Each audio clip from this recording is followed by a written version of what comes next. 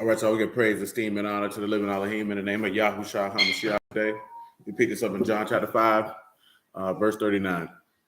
Search the scriptures, for in them you think you have eternal life, and they are they which testify of me. And you will not come to me that you might have life. I receive not honor from men, but I know you, that you have not the love of Elohim in you. I come out of his name, you receive me not. If another shall come in his own name, him you will receive.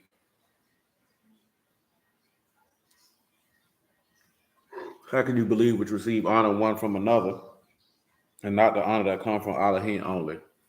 Do not think that I will accuse you. The hour there is one that accused you, even Moses, in whom you trust. But had you believed Moses, you would have believed me, for he wrote of me.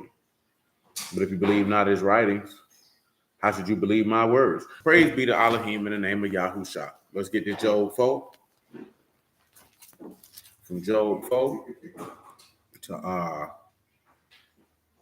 Isaiah 28 and then Psalms 2.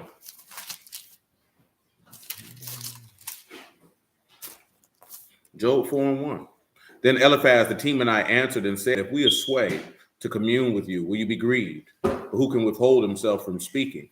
Behold, you have instructed many, and you have shalom, man, and you have strengthened the weak hands. Your words have upholden him that was falling, and you have strengthened the feeble knees. But now it has come upon you, and you faint, and it touched you, and you are troubled. Is not your fear, your confidence, your hope, and the uprightness of your ways? Isaiah 28.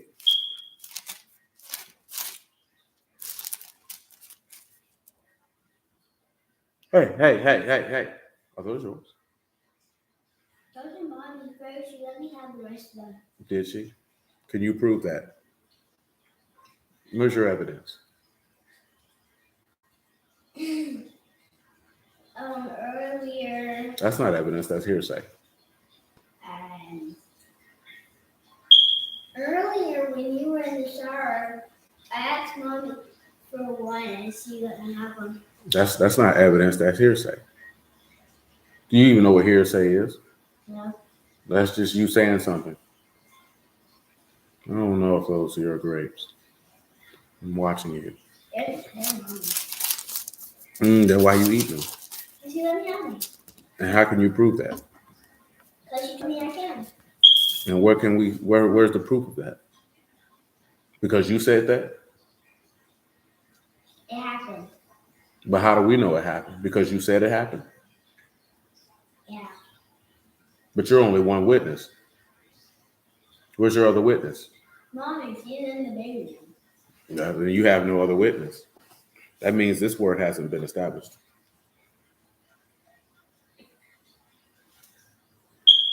Oh, you didn't know? You better ask somebody. Isaiah 28 and 15. Because you have said, we've made a covenant with death, and with hell we are at agreement, where the overflowing scourge shall pass through. It shall not come unto us. We made lies our refuge, and under falsehood have we hid ourselves. Therefore, thus saith Yahuah Elohim, behold, I lay in Zion for a foundation, a stone, a tried stone, a precious corner, a sure foundation. He that believes shall not make haste. Judgment also will I lay to the lion, and righteousness to the plummet. And the hail shall sweep away the refuge of lies, and the water shall overflow the hiding place. And your covenant with death shall be disannulled, and your agreement with hell shall not stand. When the overflowing scourge shall pass through it, and you shall be trodden down by it. Come over here to Psalms chapter 2. And then we'll go back and look at what we didn't look at on the Shabbat, which is the scribes and Pharisees having a covenant with death, or being in agreement with death. Psalms 2 and 7. I will declare the decree. Yahuah have said unto me, you, my son, this day have I begotten you. Ask of me, and I shall give the heathen your inheritance, and the uttermost parts of the earth your possession. You shall break them with a rod of iron. You shall dash them into pieces like a potter's vessel. Be wise now, therefore, O you kings, and be instructed, you judges of the earth. Serve Yahuah with fear and rejoice with trembling. Kiss the Son, lest he be angry and you perish from the way when his wrath is kindled but a little. Baruch all they that put their trust in him. Go ahead and hit that like button for me. Let's come back over here to Isaiah 28 and 15.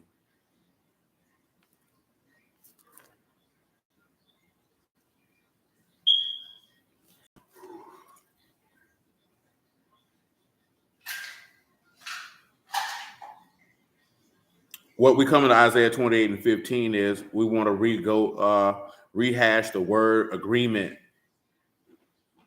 And again, remember, agreement is ko-zeh, seer, vision. Understand? Kot, zayin, and hey. Kot, zayin, and hey. You can give me what you got for that, but this is a seer, a prophet. So I just want y'all to remember what that means. And with hell, are we with the prophet is what you're going to have with that. Let's run it all the way down so you can remember, because y'all might have forgot that said ko-zeh. Now you have because you have said, that is a mar, that is to say, that is to utter. That is a word that you're familiar. So they have uttered. And what did they utter? We have made, which is karath. We have cut or made a covenant. So the statement is made, and we have a covenant with Muth or Maveh, which is death. And death by violence, realm of the dead, state of death, place of death. So they say we have cut an agreement with death. And then, of course, Sheol is grave. So the graves are we, Asa, in regards to fashion and accomplished. The graves are fashioned and accomplished by the seers. You understand? Now, what it says when you look at agreement with the seers. They have made a covenant with death. This is what the people said now. Remember, that's why we read that Ezekiel 13. This is what the people said. The people said the grave is what did I just say? Well, Asa, I done forgot just that fast. My apologies, y'all. I'm kind of tired. Kind of not. So that are we is to work, fashion, or produce. So they say the grave is produced by the seers, and they're cool with that. And that covenant of death was produced by the seers. Do you have anything for Kot, Zayin, and Hay for ko-zeh? Ko-zeh. See, that changes the dynamic, of course, what we're dealing with. We'll get to the back half of that verse, but let's deal with this first.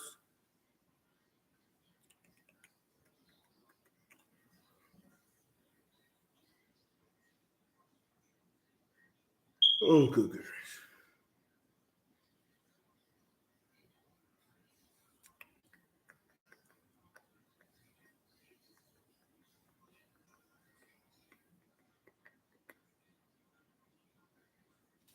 Anybody?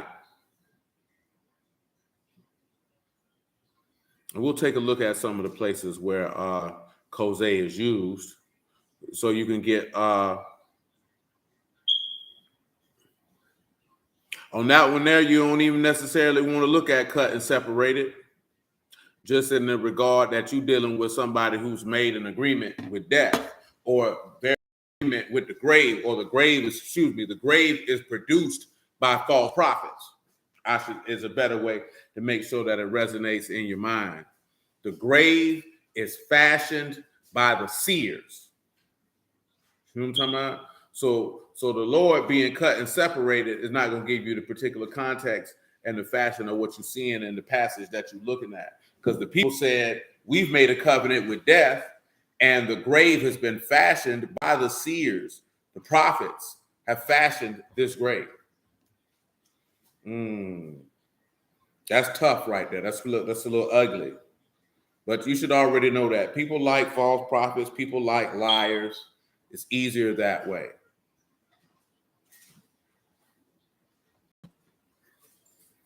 I'm going to read y'all something in the book of Proverbs. I referenced it the other day. Y'all know what it is.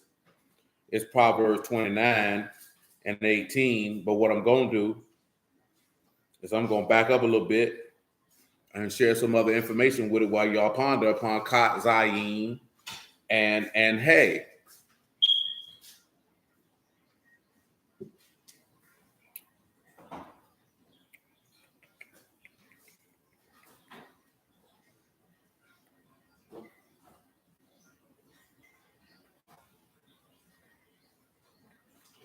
I'm going to read Proverbs 29 and 5. Very well, good sir. You have a man that flattered his neighbor, spread a net for his feet. So, of course, we already know what that come to. And that's coming to what happened with Judas, the Hail Master, kissing Yahushua, and all the stuff that came along with that, because spreading a net for his feet in order to capture him. That's why one thing, since I've been in, and I ain't never been moved, but like, oh man, you know so much, and this, that, and the third, that don't mean nothing to me. You know what I'm saying? That don't mean nothing to me. See, old cornball nigga think that mean a lot. See, it only means a lot when you don't value yourself. You're not confident in who you are, but most importantly, you're not confident in whom it is that you serve. So therefore, flattery and nice speech can cause you to yield.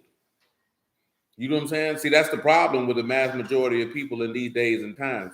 See, I'm going to share with y'all what flattery means in Hebrew. Because he said, a man that flatters his neighbor. Flatter here is kalak. And that one there is to be smooth, to be slippery, to be deceitful, to be smooth, and to flatter. It also means to separate. So you want to flatter, you want to give all these nice words, but yet you spread a net for his feet. See, there's also another place where you can see that with the what you call the men, the scribes. They like to come through every now and again and flatter Yahushua. Whole time they were trying to kill him.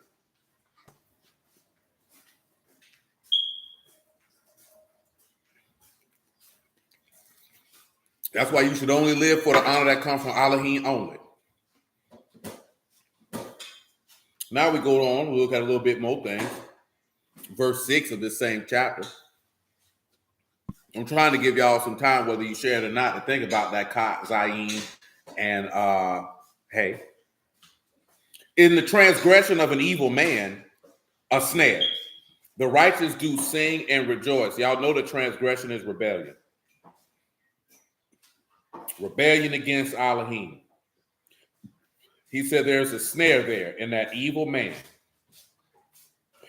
What is snare? It's mokesh. That is a bait. That is a lure. That is a snare, a jinn, a trap. See, let me ask y'all this question. As it relates to Yahushua, why did they have to set a trap for him? Do you know why they had to set a trap for him? It probably ain't going to be what you're thinking. If you're going to say because he had to die, that ain't what we're looking for. It is in the prophets. There's a reason why they had to set a trap for him. Does anybody have a good idea why? She don't know. She got her Converses on. She ready to go skateboard. Muffin don't know. She got her. I don't know what kind of shoes she got on. Chuck Taylors. You like Chuck and Taylor, or Taylor and Chuck? Anybody? That's how you gonna do it. What? Say what? But are they Chuck Taylor? How you know? Let me see your shoes.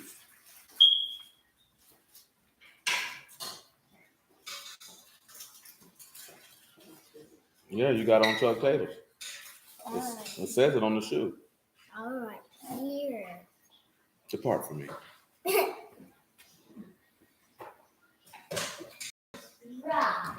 Oh, y'all figured it out yet? Ain't even nobody tried to answer. The only thing that comes to my mind is they line waist. Weight.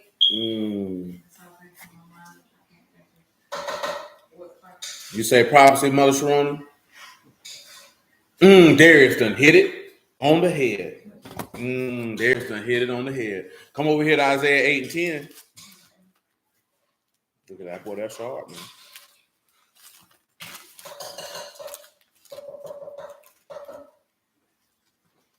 Isaiah 8 and 10, I make it 9. Associate yourselves, O you people, you shall be broken in pieces. It definitely does. But we're not looking for them set the trap for them. It's why they had to set the trap. And it's because Yahushua was a trap for them. Associate yourselves, O you people, and you shall be broken in pieces. Give ear, all you far countries. Gird yourselves, and you shall be broken in pieces. Gird yourselves, and you shall be broken in pieces. Take counsel together, and it shall come to nothing. Speak the word, and it shall not stand. Elohim is with us.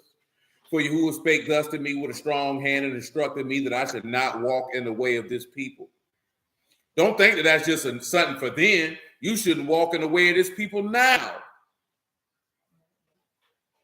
And not the people who not in the word.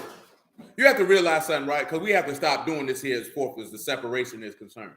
As far as Yahuah was concerned, if you was of the house of Yasharal, you all knew the word. So let's not look at our people who look like you but not in the word. When he giving certain instructions, he talking about people who are in the word, who are claiming this is what they follow. Why would he be talking about people who don't follow him or claim to follow him? That would be pointless. That doesn't make any sense. Why would he tell you not to walk, instruct you or discipline and chasten you not to go on the way of his people? You would already not to go on the way of the people who don't serve him. That's common sense. Say you not a confederacy to all to whom this people shall say a confederacy, neither fear you their fear nor be afraid. So you know they're conspiring. Sanctify Yahuah of hosts himself, and him your fear, him your dread, which takes us back to serve you, Yahuah with fear and rejoice with trembling. So because there's a conspiracy of people or setting this trap, we'll get to Psalms 35 in a minute, and all of these things, he said, you know what, when they come to set these traps and do all these things to you, because they're in the grave, they have produced a grave by the prophets and made a covenant with death. You got to understand something. Remember who he's talking to. He said, you scornful men, you rulers of Yasharal. So it only makes sense that they would be the ones who be in agreement with death. Now that verse in Matthew 23, when he said that they're not seeking to enter into the kingdom of Elohim, neither are they allowing people to enter in. Now you have more context of why he said that. These men have never desired to enter in. So they don't desire for you to enter in. That is no different then than it is now. And you are a fool to think it's any different. You are a certified fool if you don't think that there are seers, pastors, prophets, evangelists, chief high priests, elders, and mores, and whatever title they want to take unto themselves, that they have made and produced death. You know what I'm saying? And they agree with it. They made a covenant with it too. Well, ask yourself, how do you make a covenant with death? How do you come in agreement with death? How do you do what you say? Let me ask y'all. I ask y'all that. Put it in the chat. How do you make a covenant with death? How is that done? How is that accomplished? What idea do you believe would bring that about? Let me finish Isaiah 8 while you're thinking about that. And he shall be. Yes, there's no need. See, you need to be worrying about your business. See, that baby is not your business. Your business is to sit here and pay attention, because there's absolutely nothing that you can do for that baby. And you ain't got nothing for yourself. See, you getting instructed.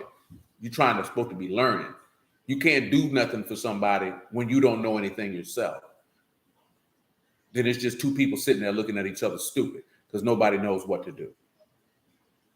Does that make sense to you? Does it? Because all you're going to do is sit in there and talk baby talk to a baby, but you can't offer any assistance. Meaning that you don't have the requisite skills, knowledge, or information or ability to be able to be a benefit to anyone at this stage of your life. So you ought to sit down and hear and learn so that you can be a benefit to yourself first and then unto others. Nevertheless, verse 14, Isaiah chapter 8. And he shall be for a sanctuary, but for a stone of stumbling, for a rock of offense to both of the houses of Yasharal, for a gin and for a snare to the inhabitants of Yasharal. So he's got to be a trap. They trapping him because he's going to trap them first.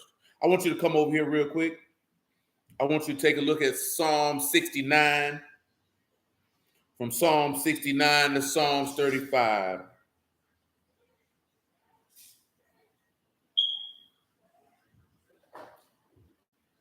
Oh, you can't use an epistle letter, because for you to use that epistle letter, you would need a scripture to validate your epistle letter.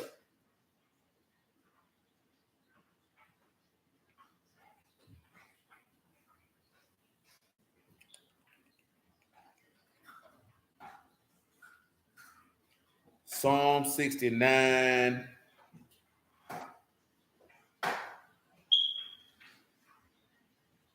Verse 7. Yeah, you actually have to go into seers, pastors, prophets, teachers, producing death through their works and through their words. See, we're going to look at the scribes and Pharisees this evening, so y'all can't, that's why I told you can't use Matthew, Mark, Luke, and John for your example for that. You're going to have to come through what would validate Matthew, Mark, Luke, and John, and Genesis to Malachi. I gave you the toughest move out the deal. Boo, I know you're not hungry. That's all you want to do, boo. You want to eat and sleep. They can't even call that a sleep. They can't even call that a nap. You got drunk off milk and dozed.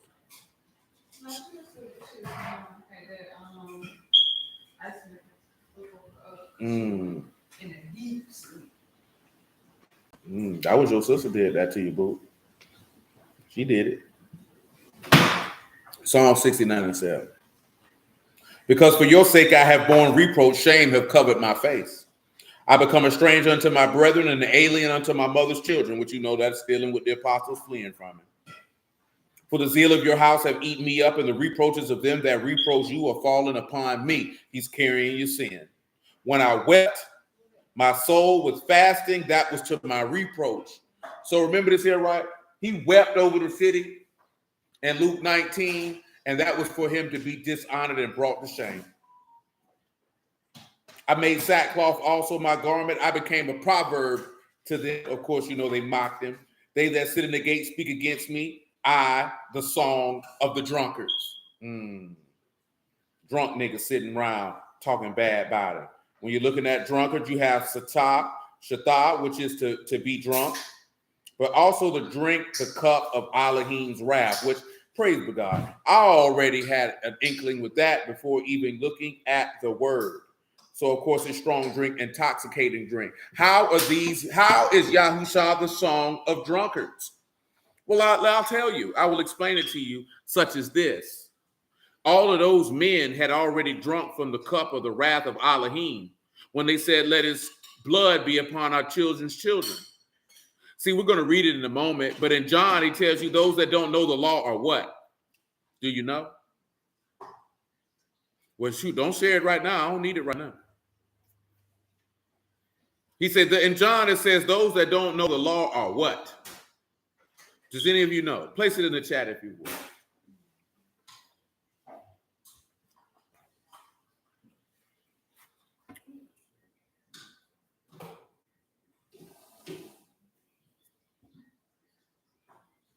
Huh? Y'all ain't figured it out yet? I thought that one would be pretty easy for you.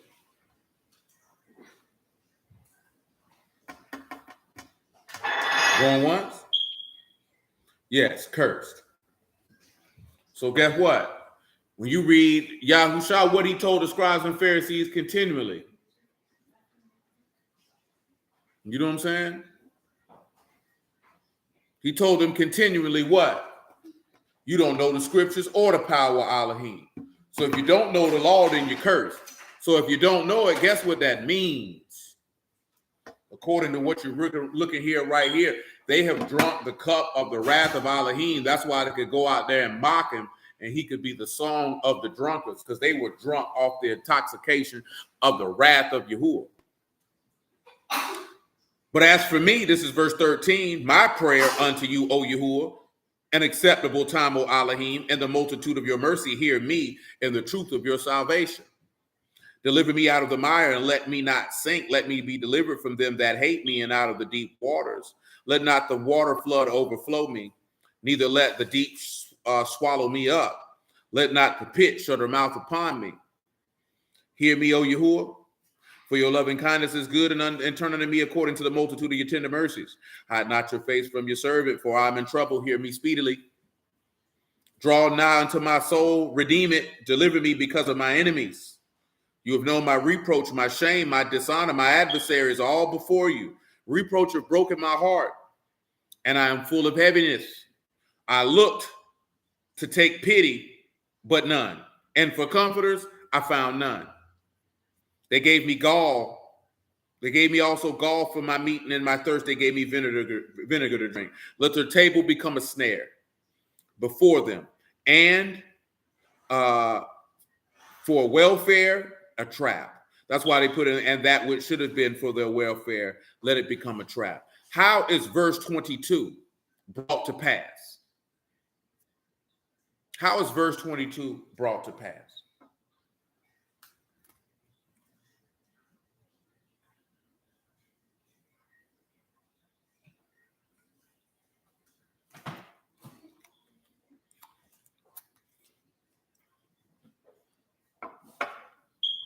Who can tell me how verse 22 is brought to pass? That the table became a snare to them.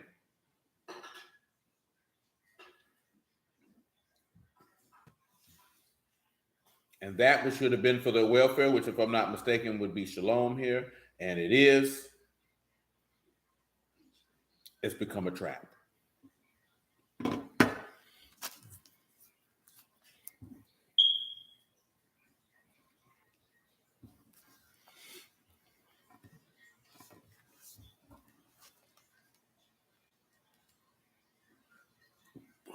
Oh, y'all ain't got nothing for me?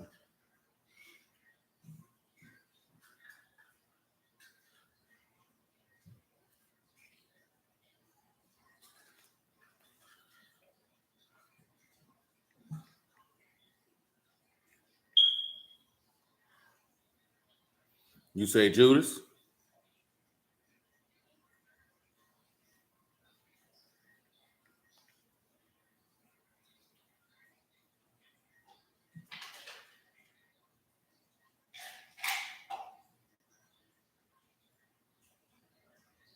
Anybody else?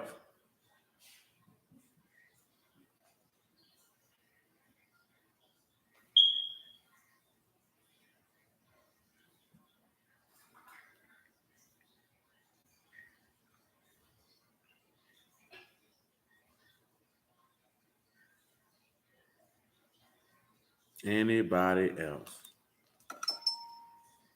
It don't look like we got nobody else for this one. Look like they done tapped out on us, Boop. Boop a long way away, but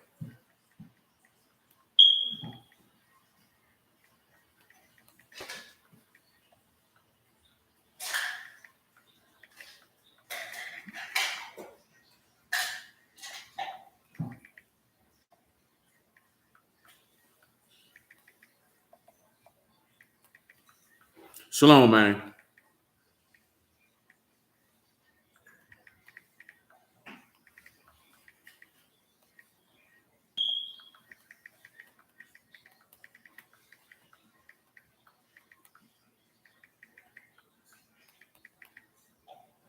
Let me say, I'm just sending this the itinerary for I've been forgotten. So I can see why you would say Judas would pass over, but let me tell you this here. What is the table? The sacred place. Let's come over here to John 18. And Judas ain't wrong. Shalom, Brother Ellis.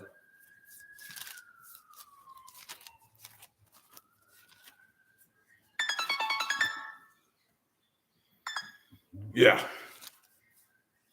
Yeah. What's going on? Yeah, I'm on the stream right now. All right. Yeah. 18 and 28. John 18 and 28.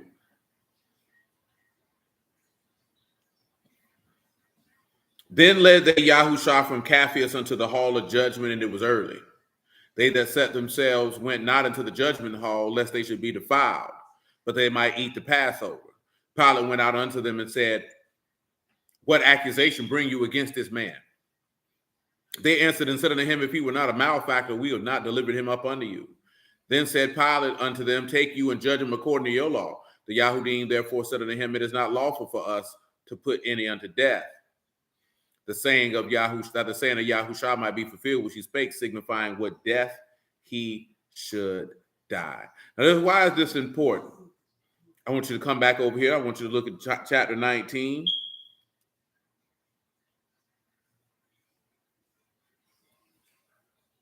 Verse 5. Then came Yahushua forth wearing the crown of thorns and a purple robe, and say unto them, behold the man. See that, and that just kind of not, that's why I was telling y'all, that's why you should be offended at Kendrick Lamar or anybody else putting a crown of thorns on their head, because they coming out saying, I'm King of Kings. They putting themselves on the level with the King of all kings. That's disrespectful. See, this is the thing, right?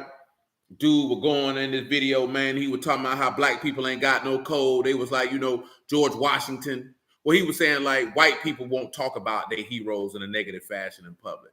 He was like, George Washington was this. Thomas Jefferson had sex with little girls. And he said, and they won't say nothing about that. Like, that's good. Because they were talking about in comparison to pt7, what she had to say about Martin Luther King. But it was funny because this brother said he in the word. And the word, Yahuah ain't got no respect to person. He don't care who that nigga is. He don't talk about Yahuah code say put him on blast. That's what Yahuah code say to do. Because you worrying about the legacy of preserving the legacy of a wicked man.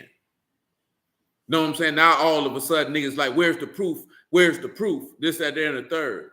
Now, one thing about the United States government is a bold-faced lie. But see, Martin Luther King wasn't the one they were worried about. See, they didn't put out till years later that this man slept with prostitutes. Like I told you, they made an idol out of this nigga. But it was Malcolm X was the one who they wanted to embarrass. And they couldn't do it. They couldn't find anything on him to embarrass him with. They didn't care about Martin Luther King Jr. in that fashion in comparison to Malcolm X. And the reason being is because the regular people, the street people, the people who they were most scared of, they listened to him. You know what I'm saying? The people who listened to Martin Luther King were people who they know they could control because they were boule type niggas, more middle class, maybe a little bit working class type of people. You know what I'm saying? Christian people. They didn't see them as that big of a threat. You know what I'm saying?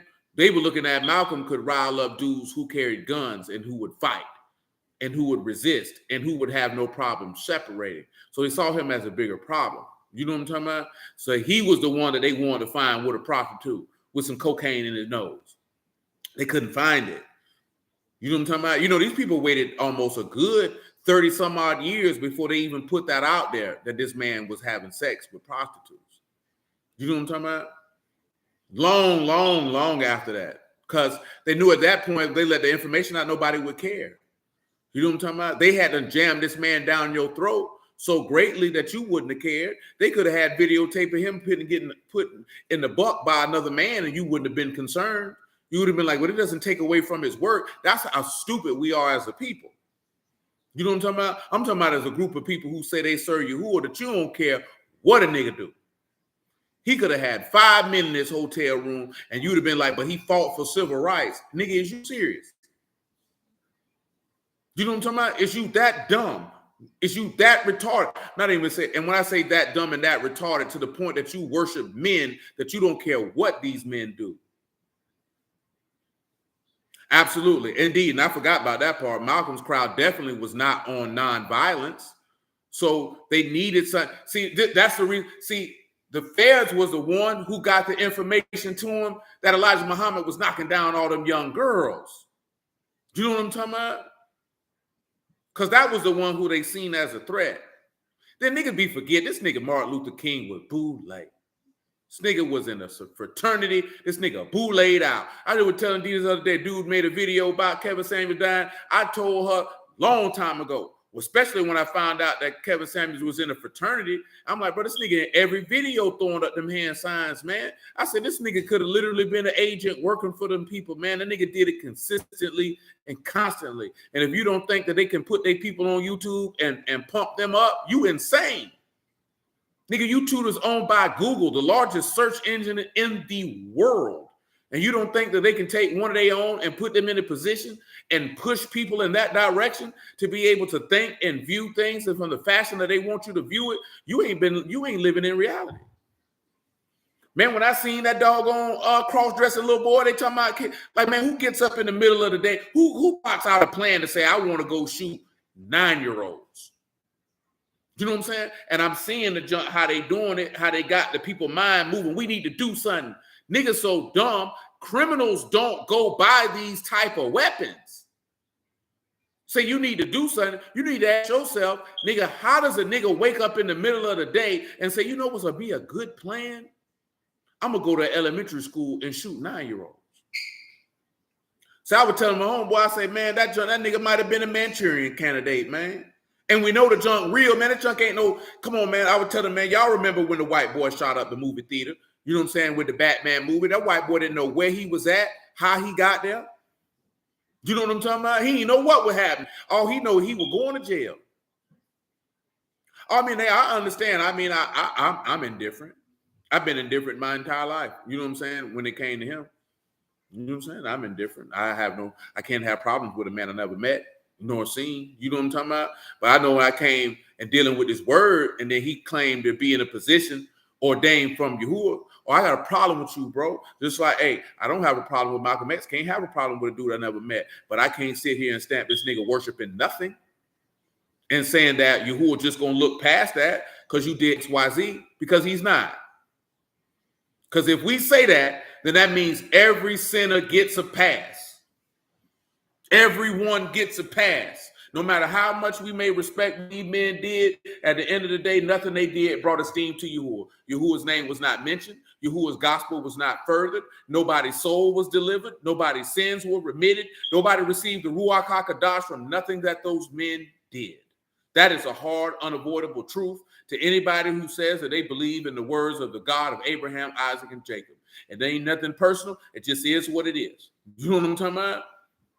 You can't save nobody with false doctrine, I can tell you that. Because, boy, I studied Nation of Islam doctrine thoroughly, inside and out, and it's trash. It leads to hell. And that's an example of how your rulers are producing the grave. That's a prime example of it.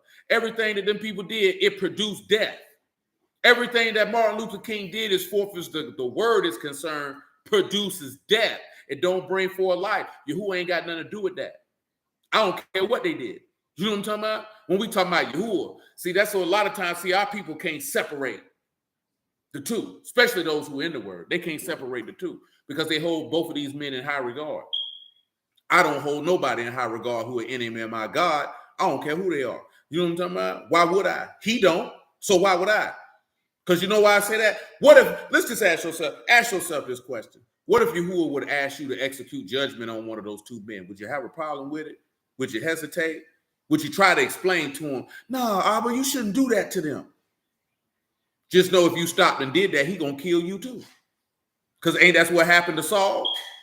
That's what got Saul in trouble. Did he not tell him to kill the king of Amalekites and to not spare and to slay utterly? He didn't ask you no questions about what you thought or what you should have done and none of that. He wanted that man dead. And he gave you the commission to kill him. But you didn't do it. Now, guess what he came back and told him? It's better for you to, he said, you know, it's better to obey than to sacrifice. See, that's when you sitting back looking at, can you follow a directive that might make you feel just a tad bit uncomfortable? You know what I'm saying? See, what I'm saying to make a lot of people tad bit uncomfortable. They might take it as disrespect, but I'm not disrespecting them men. This is the question. Why we care more about somebody disrespecting these men than men disrespecting Yahuah? Why that don't bother us? Why people disrespecting your Father in heaven? Why that don't bother you? Do you know what I'm saying? Why are you so quick to protect a man who got to stand before your Elohim just like you do, then you willing to stand and protect the name of your God? See, we don't have that level. We ain't moved to that level of point that the Yahuah disrespect won't be tolerated. You know what I'm talking about? But don't talk bad about the dead, or don't talk bad about this man. Bump them niggas if they hate Yahuah. Every last one of them, ain't no exception. I don't care who they is. You could like Huey Newton. At the end of the day, Huey Newton wasn't for Yahuah. The men wasn't for Yahuah. They weren't. That's a hard pill to swallow. That's a hard pill to swallow. That's how you know somebody for Yahuah, because Yahuah is going to be esteemed in everything that they do. Yahuah going to come out their mouth. Remember, he said, he that seek his own esteem, Elohim ain't sinning. He said, he that seek the esteem of him that sent him, the same is true, and there's no unrighteousness in them. Now you study them men and see if they sought the esteem of Yahuah. That's all you got to do. And you got your answer from the Lord's mouth. Because that's what he said. See, it's not hard to figure it out. We just choose not to. Because we've been taught to worship men, and we don't realize how much we do it. And we don't realize how much we don't want to let it go. Because we think that's disparaging what a man may have done on the natural side of life that was beneficial and positive. It doesn't. You can still uphold the positivity of a man, but understand that they have brought shame and reproach to their God. You know what I'm talking about? Nevertheless, John 19:6. I read that already. Verse 7. The Yahudim answered and said, we have a law, and by our law he ought to die, because he made himself the son of Elohim. And when Pilate therefore heard that saying, he was more afraid. He went into the judgment hall and said unto Yahushua, whence you? But Yahushua gave him no answer. And of course, you know, see, this the main part. Let's drop it on down to about verse 13. Well, matter of fact, I just keep it going at 11. Yahushua answered, you could have no power against me, except it was given you from above. Therefore, he that delivered me unto you have the greater sin. From henceforth, Pilate sought to release him, but the Yahudim cried out, saying, if you let this man go, you are not Caesar's friend. Whosoever make himself a king, speak against Caesar. When Pilate therefore heard that saying, he brought Yahushua forth, sat him down in the judgment seat in a place called the Pavement, but in Abarim, Gabbatha. And it was the preparation of the Passover. And about the 6th hour, he said unto the Yahudim, behold your Malik. But they cried, away, away, crucify him. Pilate said unto them, shall I crucify your Malik? The chief priests answered, we have no king but Caesar. And guess who? And guess what they were doing? They was in their agreement with death, and those seers made and produced Sheol, or the grave. Then delivered he them therefore unto them to be crucified. And they took Yahushua and led him away. And again, it was the chief priests who gave him up. There's an example of Isaiah 28:15 right there. But what I was getting to, I was telling like this here, man, you have to, because now everybody like, hey, yeah, we need some gun laws, this, that, there, and the third. You know what I'm talking about? They got all these shootings going back to back. It's to traumatize you. The latest thing they're trying to state is a brother who got killed in Buffalo was making a water-powered car engine, and that's why they had him killed. I don't think they would have went about trying to kill 9 other people in a massive shootout to kill him. They could have just went to the house and did that. You know what I'm talking about? If the brother even was doing that, I don't know, and I'm not intrigued enough to even begin the process of actually ascertaining if that was a true story. I just genuinely don't care enough to do that. But I understand. But then we fail to realize one simple, solitary thing. All of these leaders and rulers of ours have had an agreement with death. Our people in an agreement with death, and Yahuah is trying to get your attention by slaughtering you, and you still won't return. And the book tells you this. He said, I slay your children and you still won't return. I kill you, but you still won't return. You utterly refuse to return to Yahuah because you don't love serving your husband. You don't delight in serving your husband. You don't even see serving your husband as your full-time duty and job, your number one purpose in life. You don't see it that way. You see that he ought to benefit you, but you don't take delight in saying, I love to wake up every day and serve my husband. It brings me joy to bring him joy. You know what I'm saying? And at the end of the day, if you ain't got that type of thought, you trash as a wife. In that regard, you suck. You know what I'm talking about? And that's why our people suck, because we're a horrible wife.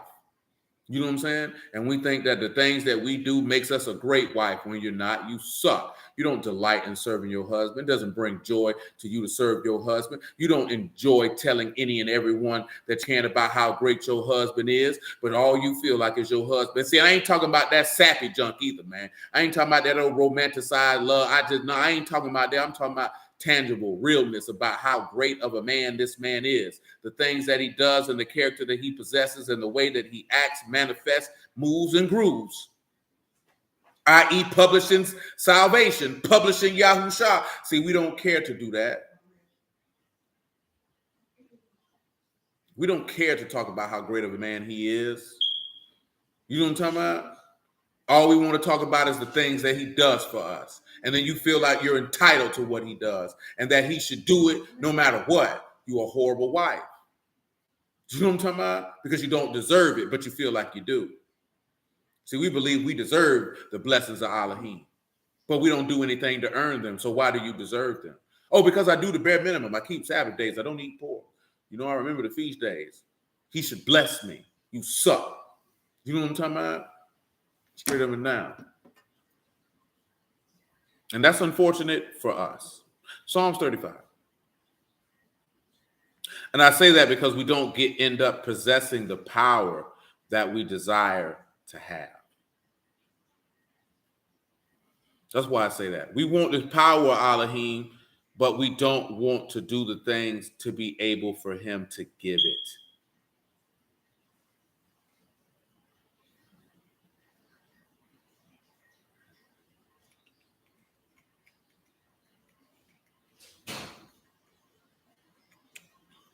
Trying to see what verse he had for that. I get that James 1 and 13 after a while in a moment.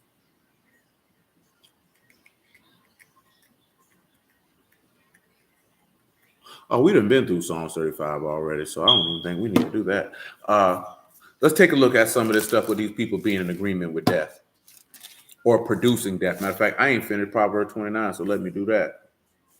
It's all good because we got an extra this week, so I ain't got to try to press, prod, and push. I want you to look at verse 10 of Proverbs 29. It says, the bloodthirsty hate the upright, and the just seek his soul. I want you to look at bloodthirsty. Of course, it's a simple word, which is dam, blood. What do you think this means when it says blood? And when it say blood, you got ish in front of that, so it's a bloody man. What do you think this means that a bloody man hates the upright? And of course, upright is Tom, which is a perfect man. A bloody man hates the upright.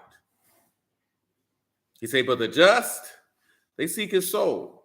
Those who are going in the upright way, they seek the soul of the upright. But what do you think this means when it says a bloody man hates the upright? How would you explain such a matter?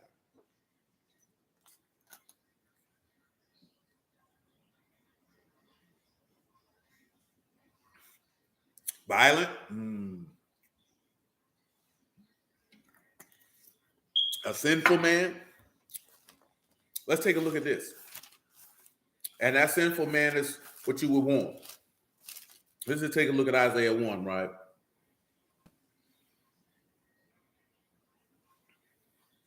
We'll look at verse 13.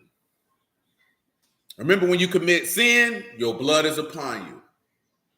Meaning that there has to be blood spilt for the atonement of the sin. Doesn't necessarily mean that you are violent, because you could be a bloody man and be violent. Because I know you probably said nothing about what they said about David. You're a bloody man because he shed blood. You know what I'm saying? See, you could be a bloody man and not be violent. You could be a bloody man and be violent. Most brews in these days and in times past were bloody men and never slayed anyone in their life. Never put their hands on anybody. Shalom, man. Never came close to doing it. This is Isaiah 1 and 13. Bring no more vain oblations, incenses, abomination unto me. The new moons and Shabbats, the calling of assemblies, I cannot away with. Iniquity, even a solemn meeting. Your new moons and your appointed feasts, my soul hate. They are trouble unto me. I am weary to bear. And when you spread forth your hands, I will hide my eyes from you. Yea, when you make many prayers, I will not hear. Your hands are full of blood. Wash you, make you clean, cease, and put away the evil of your doings from before my eyes, and cease to do evil. See, this is the thing, right? You know what? We'll take that violent answer and just multiply it even some more. Y'all should know where we headed. Most people are violent because they sin against Yahuah. Therefore, they would be complicit in his death. They would be right out there screaming, crucify him, which would in turn would make them bloody men hating the upright, which would take us back to Yahuah, what we just read in John 18 and 19. Because those bloodthirsty men, or those men of blood, they hated that man. They hated the perfect man. You understand? So that's why they slayed him. This is one of the reasons why he said you'll be hated by all people from his name's sake. Because again, these people, these seers, these prophets, these rulers, these teachers have made and fashioned the grave for you. Let me tell you something, man. Your biggest opponent is not just Satan. Your biggest opponent is a false teacher. Your biggest opponent is a false prophet, because he is making a grave for you.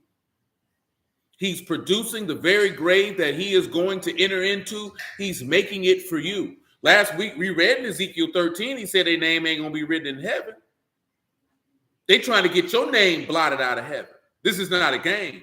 This is why he told his apostles, you better beware of the doctrine of the leaven of the scribes and the Pharisees, which is unfaithfulness. See, we don't like to have these conversations because they're uncomfortable. Man, they waking people up. We the chosen. I don't care nothing about that, my G. I don't care. That don't move me. Why you move by that? That's little boy stuff. You a grown man. Why you move by that? I can see if you was moved by that in your first 3 to 6 months of being in the word, how you consume the word for years and you still move by that. That means you ain't got the mind of a man, son. That's shameful. That's shameful. Why did I say you don't have the mind of a man? Because you ain't girded up your loins like a man. You still thinking like a child. Because that's what you move by. Because you esteem it in your flesh. You can't say you are a complete man of Elohim and you esteem it in your flesh and not in the Ruach. Because if you esteem it in the Ruach, you would be esteeming and praising and worshiping Elohim. Not running around here talking about we the chosen and telling everybody that's everywhere you go. You got the mind of a child. That's not manliness. That's not godliness. We ain't on that. Man, we grown men. Why is your mind so immature? That's what I mean, the mind of a child. You immature. You ain't spiritually mature. So you're going to have an immature conversation. You know what I'm talking about? See, when you're dealing with an immature conversation, no levels of wisdom and understanding can be imparted in an immature conversation. And as a man, why are you still participating in a consistent basis? And you got people to teach, meaning you got offspring, you got wives. How you going to strengthen your brother with an immature mind? How you going to do that? That's impossible. It's an example of what I just told Lil Muffin. If you ain't got nothing, how you going to be a benefit and a help to somebody else? You ain't got nothing in your brain. So you can't do nothing but sit around and look and do baby talk. And you a grown man. You know what I'm talking about? When you look at the majority of the Hebrews that we see out here, man, they immature little boys. Why, nigga? I ain't listening to you. You think I'm supposed to listen to you because you know you a Hebrew? Come on, bro. That don't even make sense, my G. Why would I do that? That don't make a lot of sense. That don't make any sense at all. And we feel like that's what we're supposed to do. No, that's not what we're supposed to do. We got to be better than this. You understand? That's good in Isaiah 1. But definitely, don't be that violent man. Don't be that sinful man who want to kill Yahushua. Because remember, he said they're going to kill you and think they do Elohim service. Bloodthirsty men looking for the perfect. Hating the upright, I should say. We drop down a little bit. Verse 12. If a ruler hearken to lies, all his servants are wicked. We talked about that before. That's how you know the beast wicked. That's why you know everybody who's serving wicked. Guess what? Mass majority of the people in America wicked because all they rulers sit back and hearken unto lies. And they serve these people, man. That was my point, like this here, Rob. As harshly as we would not like to deal with it. Brothers love Brother Malcolm. I understand. But Elijah Muhammad hearkened unto lies. So according to the word, what would that make Malcolm X?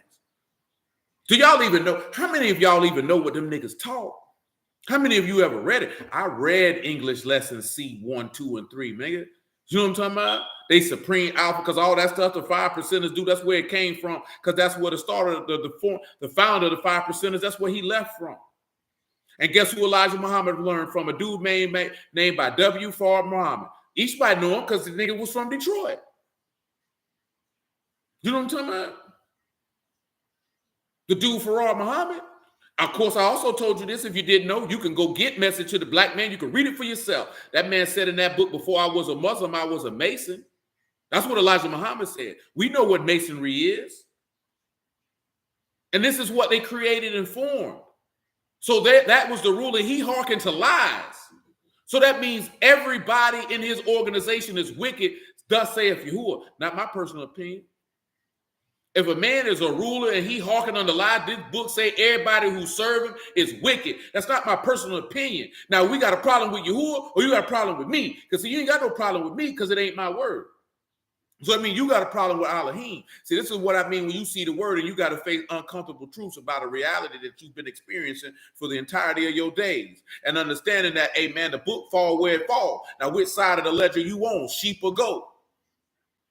The book ain't falling on where you want it to fall to appease you where you want it to appease you at. Man, it say what it say. If your ruler is listening to lies, everybody under him wicked. Everybody who serve him is wicked. That's what the book say. That's not what I say. I'll let you see it in Hebrew for yourself. You make your own determination. Just go on with what I tell you this here, man. Stick with the word. You won't never go wrong. Ruler is Mashal. Hearken is Kashab. You know, Mashal is ruler. Kashab is to hear, to be attentive, or to incline, to pay attention, to listen, to give attention. So any man who rules and gives attention to Dabar Sakar, Dabar is word, Shakar is lie, deception, disappointment, and falsehood. All his abad, all his servants. This one here has Saraf instead of abad, which is to minister, serve, to minister to contribute to. Somebody who is a worshiper, to wait on a worshiper. That's what it say. Look it up for yourself. So this man ain't even talking about people who literally serve. This man is talking about in a worship type style of service. They are wicked. Rasah. They are a criminal, a wicked one. They are guilty. They are hostile to Elohim. They are guilty of sin against Elohim. That's what the book saying. That's not what I say. See, one thing you have to learn to have is not to be emotionally invested and have a personal stock in anything outside the word of Yahuah. The word of Yahuah says what it says. It goes where it goes. It's going to be what it's going to be. It's going to accomplish what he said, and it ain't going any other direction other than the direction that Yahuah ordained. Let his Kadash name be esteemed.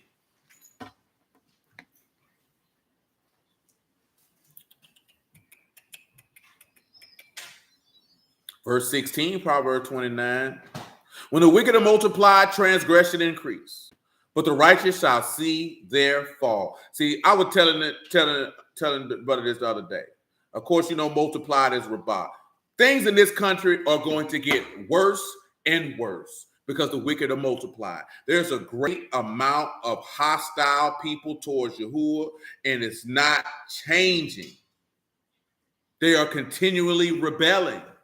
How do you expect good and peace? Did this man tell you ain't no peace for the wicked? Well, some people be like, but there was little kids. But their parents wicked though.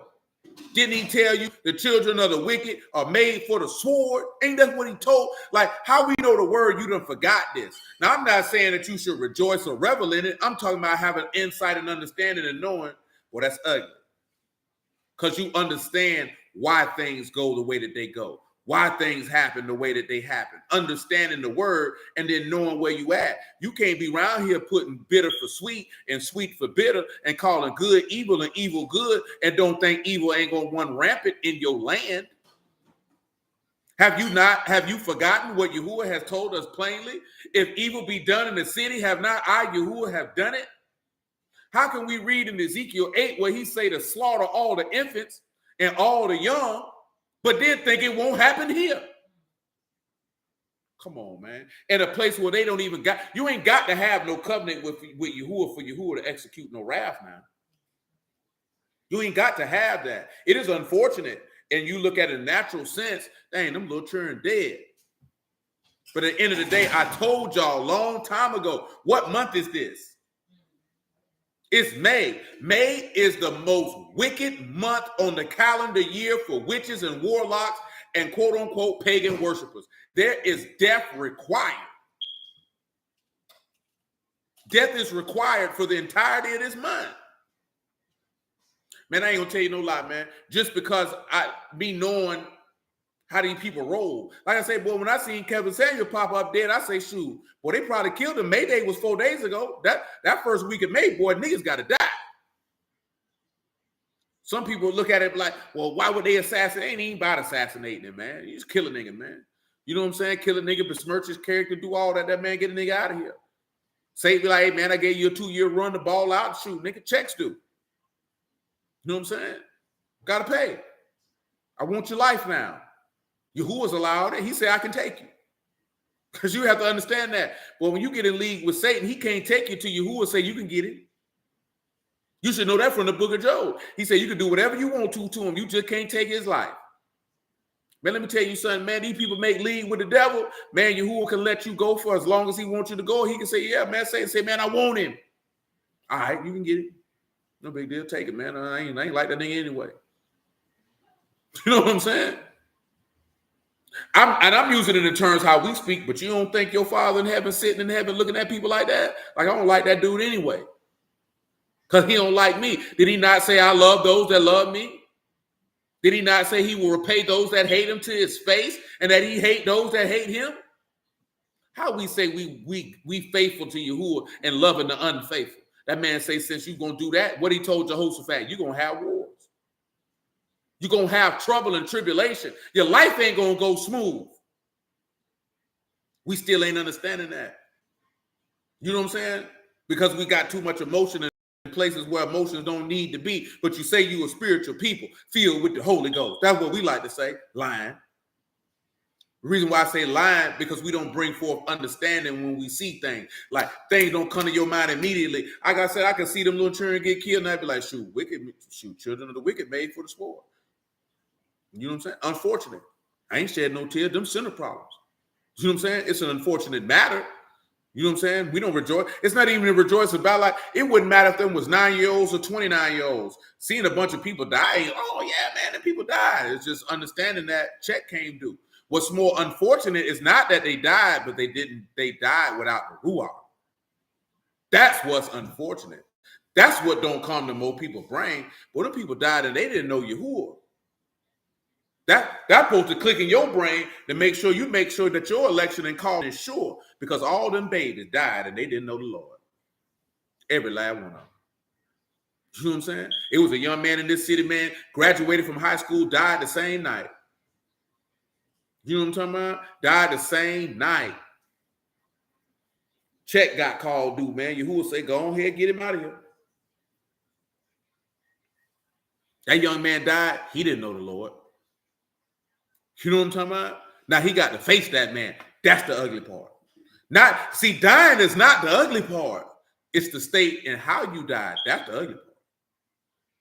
Because everybody got to die, so ain't nothing ugly about that. Some people like, and them innocent people, them innocent kids. Innocent to whom? Because you know that's what people like to say, those are innocent people. Innocent to whom? Who's making that determination that people are innocent? Are they innocent in heaven? How do you know that? See, we don't know that. I'm just giving you a perspective, giving you some understanding, because if y'all say you know the word like you know it, you should already know this. This shouldn't make your heart pierce. It shouldn't make you cringe. It shouldn't make you uncomfortable. It's just the pure, unadulterated truth of Yahuwah. We accept it for what it is. You know what I'm saying? Yahuwah is Yahuwah. He gonna do as he do. He gonna move how he move. His standard is his standard, and let his mighty and Kadash name be blessed forever. It's just that simple. All Yahuwah works are done in righteousness. It's us that do unrighteously. Yahuwah has never done unrighteously at any time to anyone. But verse 18 of Proverbs 29. Where no vision, the people perish. But he to keep the law, happy is he. And of course, kozeh is the word that is there for vision. Or kozon, vision, excuse me. Vision as a book of prophecy, a revelation, or an oracle. Kat, zayin, u, and nun is what you have there. Understand this here. Where there's no vision, the people perish. And what do you have there for perish? You have para. And what is that? To ignore, to neglect, to loosen, to be loosened, of restraint, to be loosed of restraints. Where there is no vision, the people have no restraints. Nothing to keep them back. You understand?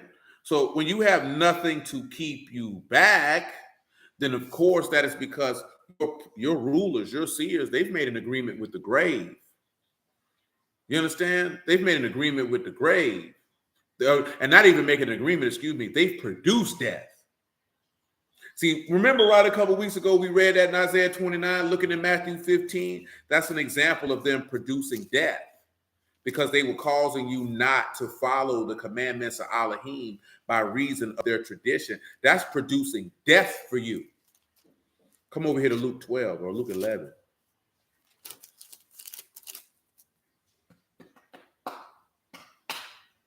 We'll pick it up in verse 37.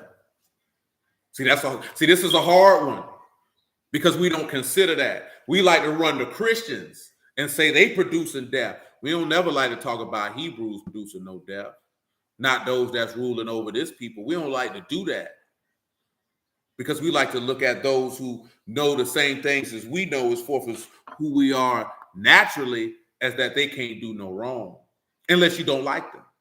See, there's a lot of niggas don't like me. They probably got a lot of things to say about me. Very rarely will any of them say it to my face. So that means it's not even valid. You know what I'm talking about? Why do I say it's not even valid? That means that has to be coming from a place of envy, jealousy, a lack of self-esteem, or the fact that they were seeking my validation and I didn't render it unto them in the fashion that they desired for me to give it. You know what I'm talking about? Because if a nigga really feel like you this, that, there, and the third, boy, they gonna say it to your face. You know what I'm talking about? If a nigga feel like you this or you use people for this, they gonna say that to your face. If they don't say that to your face, it's not valid. That's being powered and moved by other things. You have to be wise enough to know that. You know what I'm saying? You just have to be really wise enough to know that. The same way I told you, man, if a brother say he your brother and he got a problem and he ain't never brought it with you, the problem ain't valid unless he a coward. You know what I'm talking about? And he just afraid of confrontation. But mass majority of the time, it's not even valid because they didn't come tell you. What I'm talking about, there's no validity to it. It's powered by something else. And when you understand that, those type of things shouldn't bother you. Because you understand this person is wrestling with something within themselves. There's nothing that I can do about that. I can't even sit back and walk around and be angry with you about you wrestling with something within yourself that you haven't rationalized and figured out so you can be a better man for yourself. So why would I be angry about you showing your deficiencies in your masculinity and your adulthood? But I got problems, man. I can't do nothing but pray for you. You need help that only the Lord can give. You know what I'm talking about? Like you have to have that type, like y'all too old not to even be able to see that. So I could see it when you was young and you ain't see that. But y'all supposed to be old enough and wise enough to know that, to not even get upset. That boy need help. Somebody didn't hug him. Somebody didn't tell him they love him. He don't see himself. He's deficient in a lot of areas. Let the Lord hug him because I can't do nothing for you. You know what I'm talking about? Because you don't want to do nothing for yourself. So how am I going to be able to do something for you? You know what I'm talking about? Luke 11:37. And as he spake, a certain Pharisee besought to dine with him. He went and sat down to meat. And when the Pharisee saw it, he marveled that he had not first washed before dinner. The Lord said unto him, now do you Pharisees make clean the outside the cup and the platter, but your inward part is full of ravening and wickedness? See, pause. See, he's referring to something in Ezekiel 22, which of course reference back to what we were talking about in Ezekiel 13 about the untempered, not the mortar, because mortar is not there, but the untempered. Come over here to Ezekiel 22. Pick it up at 23. I'm finna get y'all off of here, man. The word of Yahuah came, and this is Ezekiel 22 and 23. The word of Yahuah came unto me, saying, Son of man, say unto her, you, the land that is not cleansed, nor rained upon in the day of indignation. A conspiracy of her prophets in the midst thereof, like a roaring lion ravening the prey. They have devoured souls, they have taken the treasure and precious things, and they have made her many widows in the midst thereof. Remember, Yahushua told you, beware of the scribe. I'm going to get it for you. I'm going to get it for you right there in Matthew 7:12. Y'all know what it is.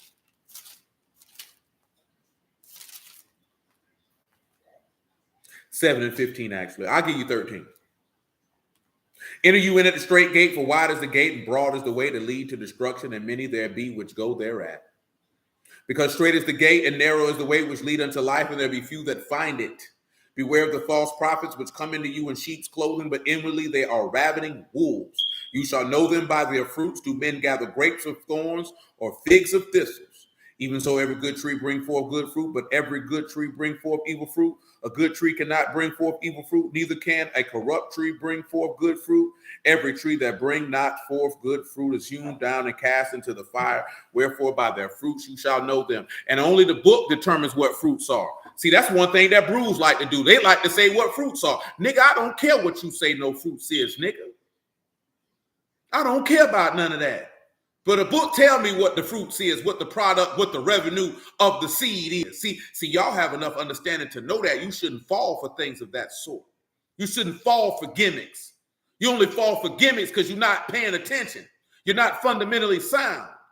You're supposed to be fundamentally sound. Every man and woman on here should be fundamentally sound. You shouldn't be falling for no shenanigans or no nigga with no Bible in his hand. You shouldn't be falling for none of that because you should already know what shoot. How am I going to know him by his fruits? Is there peace? Is there joy? Is there long suffering? Is there gentleness? Is there meekness? Is there faith? Is there joy? Is there self-control? That's what you're supposed to be looking for. That's the fruits he's talking about. Is he not greedy for filthy lucre? These are things. Is he a peaceful man? These are things you're supposed to be looking for. I don't care nothing about how many parcels of land you own. I don't care how many houses you built. I don't care about none of that. Man, that man ain't never told me to pay attention to none of that. That's gimmick. See, that impress hoes. See, not women. See, hoes are impressed with material things, shiny stuff that you can weigh. Look at what I got. Women aren't impressed by that. Women are impressed by character and masculinity and power of a man. So what God you serve? Because you supposed to be a wife. Why you go for that? How you fall for that? You supposed to be better than that. Ain't your daddy taught you better than that? Hold on. John chapter 7. Is that John chapter 7? It's John chapter 6. I'm going to let the Lord tell it to you. I ain't going to tell it to you. I'll let the Lord tell it to you. 6:43. Yahuah therefore answered and said unto them, murmur not among yourselves. No man can come to me except Abba, which have sent me, draw him, and I will raise him up at the last day. It is written in the prophets, they shall all be taught of Elohim. Every man, therefore, that have heard and learned of Abba come unto me. If you done taught and learned of your Father in heaven, you shouldn't be falling for none of that stuff. Your daddy taught you better than that. You ain't supposed to be falling for no game from raggedy nigga out here like that, man. That ain't what's supposed to be happening. Come on back to Ezekiel 22. Let the Lord be a sting. We in verse 26. Her priests have violated my law and have profaned my Kadash things. They put no difference between the Kadash and the profane. Neither have they showed between the unclean and the clean. They've hid their eyes from my Shabbats, and I profaned among them. Just so you can understand what it is to be profaned, if you've forgotten. Of course, you know that is cold. You've made me common, unholy. You done made me a basic nigga. You done made the Lord regular. The Lord ain't regular. You know what I'm talking about? He ain't regular. See, we looking at talking about these men have done great things. Ain't nobody did nothing greater than Yahuah. Let that be known. They pale in comparison. You ain't did nothing compared to the Lord. I'm not impressed. I'm not moved by any of that. You know what I'm talking about? In comparison to the Lord. That don't mean we can't give you your prop for what you did, but don't try to put yourself on the level with the greatest. Don't do that. Don't put yourself on the level with the Kadash one of Yasharal. We take offense to that. You know what I'm talking about? Look at what he said right here in verse 27. Her princes in the midst thereof, like wolves ravening the prey to shed blood, to destroy souls, to get dishonest gain. Look at what they looking to do is to destroy souls. Abad, perish, vanish, destroy, kill, to exterminate. You people trying to get, remember what he told you in Matthew 23? I'm going to read it to you again. I'm running out of time. I ain't going to go past 9. But y'all willing, we got it Shabbat. What he told you in chapter 23, verse 13 of the book of Matthew. Woe unto you, scribes and Pharisees, unfaithful, for you shut up the kingdom of Shamahim against men, for you neither go in, neither suffer you them that are entering to go in. Woe unto you, scribes and Pharisees, unfaithful, for you devour widows' houses, and for pretense make long prayer. Therefore you shall receive the greater damnation. Woe unto you, scribes and Pharisees, unfaithful, for you compass sea and land to make one proselyte, and when he is made, you make him twofold more the child of hell than yourselves. That's ugly. And that's what you see with the destroying the soul. We've already kind of discussed the dishonest gain, but see, that's a whole other thing. Dishonest gain is betzah. That's unjust gain acquired by violence, gain, profit. Dishonestly, covetousness. And of course, it's another one. I think it's chapter 12 in Luke, where he talk about that. And we're going to look at all these things that these men have fashioned and produced death for you. They want you to go to Sheol, to hell, to the grave. And we following them. And we following them.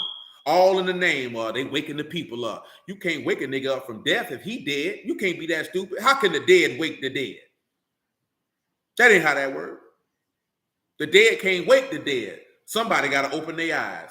He say, well, arise him that sleepeth, and Mashiach shall give you life. We steady sleep, talking about we woke. That's why he said that's blind leaders of the blind. And if they both be blind, let them fall in the Sheol. Let them go to hell. Let them go to the grave. Let them die. That's what he told them. Let them die. That's tough, man.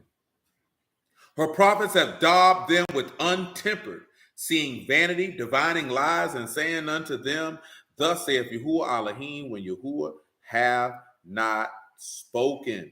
Remember what that tempered, that was to fall. Remember, that's foolish, insipid. You remember that from Lamentations, chapter 2, verse 14. They done seen foolish things. They done daubed. These men have daubed, which is tuah. They have spread over and coated you over with foolish things and then telling you lies and seeing absolutely nothing. Seeing falsehood for you. Emptiness, worthlessness of conduct, meaning they serve and worship me in vain. That's tough, man. The people of the land have used oppression, exercised robbery, have vexed the poor and needy. Yea, they have oppressed the stranger wrongfully. So when you're dealing with oppression, you have asak and osek. And what is that? That's gain by extortion, unjust gain. I mean, this is not righteous gain. That means, see, the issue is not that you gained. The issue is that you gained and it wasn't done in a righteous fashion. You would never had a problem with you gaining or profiting and whatever it is that you're doing. It's how you went about getting the profit. And if it's an unjust profit, you're going to get a just punishment. You know what I'm talking about? You're going to get a just punishment. Because most of these niggas out here scheming, scamming, and doing all type of things to come up on the people. Peter warned you, man, that these men would make merchandise of you, and you still getting bought and sold, and you loving every minute of it. And I sought for a man among them that should make up the hedge and stand in the gap before me for the land, that I should not destroy it, but I found none. That's why he had to come down here and do it himself. Because this man say, I sought somebody for the hedge. If you remember, that's Gadar. I sought for somebody to be a wall and a fence to protect the people. I sought for it. I sought for somebody to stand in the gap, which is the Peresh, to stop the bursting through of my wrath. And there was nobody there. Because these men have produced death for you.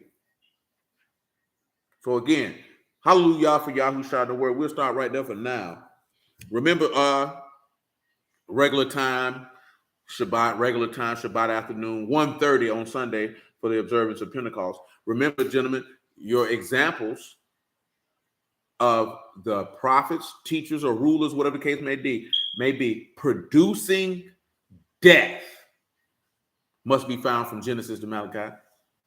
Of course, we'll examine the scribes and Pharisees doing so. But your answers for that come from Genesis to Malachi. The rulers, prophets, whatever the case may be, producing death. That's what you're looking for. I appreciate y'all time this evening. Bless y'all, the house of Elohim, in the name of Yahushua. I love y'all. Appreciate y'all. Yahuah willing, man, we'll pop this off on Shabbat, make it do what it do. And until that time, Docky McStuffy.